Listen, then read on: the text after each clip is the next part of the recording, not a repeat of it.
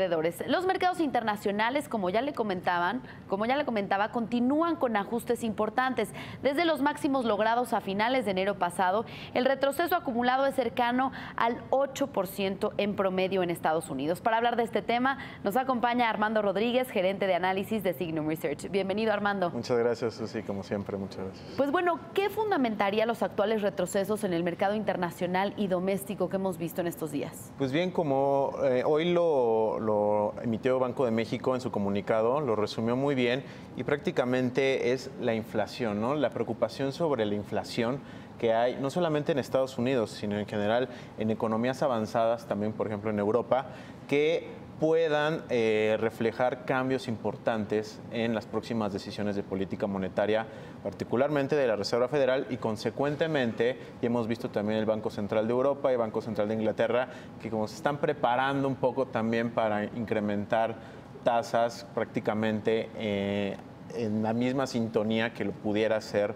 la Reserva Federal. En Europa, digamos, tardaría un poquito más, pero ya se está viendo esta preparación de estos bancos centrales debido a las condiciones económicas, ¿no? Entonces, si la inflación incrementa más de lo esperado, como también lo vimos en datos del empleo la semana pasada, donde particularmente el dato de remuneración salarial pues se ubicó por arriba de lo esperado, ¿no? Entonces se ubicó alrededor del 2.9%, cuando el mercado estaba esperando más o menos un 2.6%. Entonces, esto ya te está dando indicios de estas presiones inflacionarias que, pues naturalmente, tendrían que hacer actuar a la Reserva Federal para llegar a su objetivo posiblemente antes de lo esperado por los mercados y por lo tanto generar estos movimientos tan importantes en el mercado de deuda que han contagiado de manera directa a los mercados de capitales, ¿no? Bien mencionabas en el espacio pasado que los bonos gubernamentales de largo plazo en Estados Unidos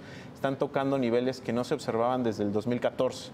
Entonces, esto naturalmente no justificaba los múltiplos que estaba pagando los inversionistas en Estados Unidos en el mercado de capitales y por lo tanto estos ajustes tan abruptos.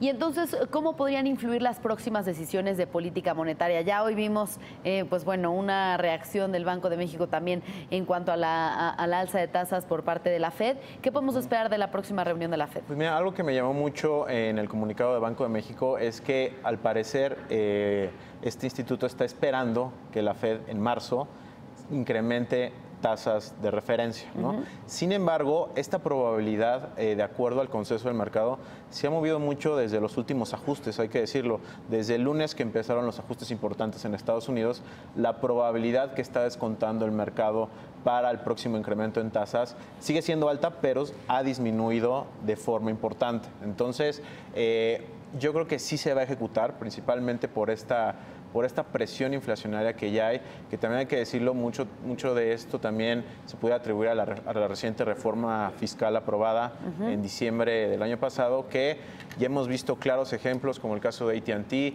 el caso incluso de Apple, que están dando, digamos, bonos directamente a sus empleados por este beneficio fiscal, ¿no? Entonces, esto en la economía debería de traer presiones inflacionarias en general y por lo tanto posiblemente una aceleración en la convergencia de los pronósticos de los bancos centrales. Claro. Entonces, ¿qué podemos esperar para el mercado nacional ante esta situación? Ya que, pues bueno, sabemos que nuestra economía está íntimamente ligada con la de Estados Unidos. Así es, y desafortunadamente también hay otros factores domésticos que pudieran influir en nuestro mercado. Como sabes, es año electoral, todavía no se resuelve el tema del Telecán. Estamos en un proceso de reportes trimestrales, que también es importante.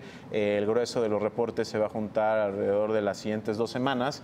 Entonces, si bien no creemos que va a ser un reporte negativo, creemos que los niveles a los que estaba cotizando el IPC pues desde la semana pasada no justificaban del todo el entorno tan complicado que ahorita está sufriendo nuestra economía por el tema de la política monetaria relativa con la Reserva Federal, por el tema de la incertidumbre del Telecán, por el tema del año político. Entonces, todavía creo que va a haber mucha volatilidad. Sin embargo, creemos que la decisión que tomó el Banco de México hoy pues fue muy oportuna, dado que pues hoy como ya has visto en los mercados en Estados Unidos, se volvieron a ajustar de forma muy abrupta. El indicador de volatilidad VIX otra vez por arriba de los 30 puntos, que es un incremento, la verdad, bastante agresivo para los niveles que hemos estado observando históricamente. Hicimos un análisis de las variaciones históricas del Standard & Poor's y lo que vimos es que para que el Standard & Poor's se ajuste más de un 10%, típicamente tardaba más o menos 25 días y ahorita lo estamos viendo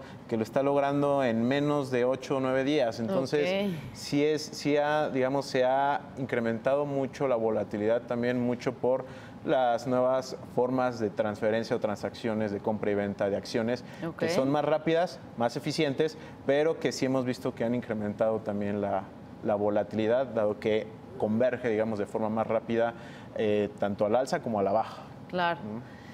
Pues bien, una decisión que ya era esperada y una decisión oportuna por parte del